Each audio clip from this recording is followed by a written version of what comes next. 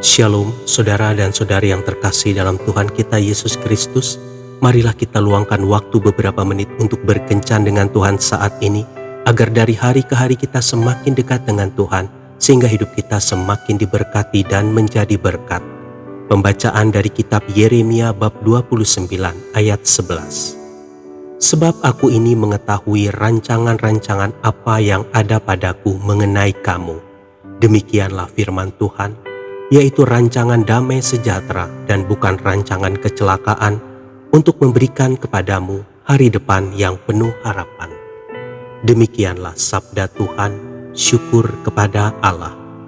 Saudara dan saudari yang terkasih dalam Tuhan kita Yesus Kristus, ada sekumpulan ulat sedang berupaya keluar dari kepompong yang nantinya akan menjadi kupu-kupu yang indah.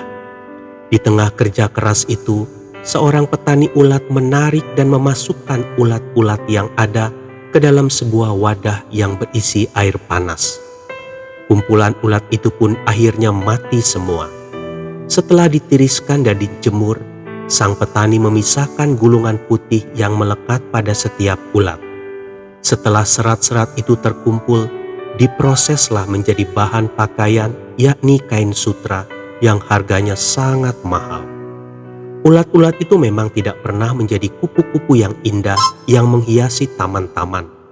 Namun mereka tetap berguna, bahkan memberi nilai yang berbeda bagi manusia. Saudara dan saudari yang terkasih dalam Tuhan kita Yesus Kristus, apakah saat ini ada sebuah kejadian yang membuat mimpi-mimpi kita menjadi hancur? Ada beberapa orang yang karena kecelakaan maut menguburkan banyak impian besar mereka. Karena kecelakaan lalu harus duduk di kursi roda, bahkan ada yang sampai tidak jadi menikah.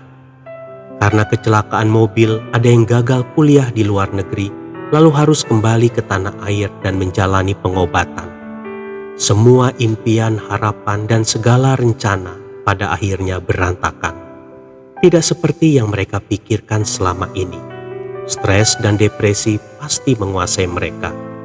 Namun mereka memilih bangkit dari keterpurukan dan menata hidup kembali. Mereka memimpikan mimpi yang baru, yang lebih besar, dan yang lebih gila dari sebelumnya. Mereka menjalani hidup yang sama sekali berbeda. Tidak mudah memang menerima kenyataan yang ada, tetapi jika orang-orang itu bisa melalui badai yang ada, kita pun sudah seharusnya bisa melewati hal yang sama. Saudara dan saudari yang terkasih dalam Tuhan kita Yesus Kristus, tidak semua mimpi menjadi kenyataan, itu fakta. Tidak semua yang kita rencanakan, sekalipun sudah sedemikian matang, akan menjadi kenyataan. Memang membutuhkan waktu untuk memulihkan diri. Perlu proses untuk menghadapi mimpi buruk tersebut. Akan tetapi, percayalah, jika Tuhan mengizinkan semua mimpi kita hancur berantakan, berarti Ia sedang merancang sesuatu yang lebih besar dan yang lebih dahsyat lagi bagi kehidupan pribadi dan karir kita. Imanilah itu. Tuhan Yesus memberkati.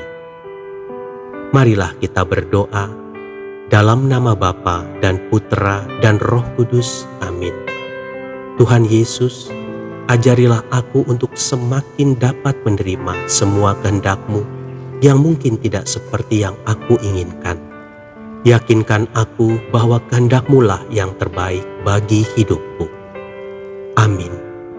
Dalam nama Bapa dan Putera dan Roh Kudus. Amin.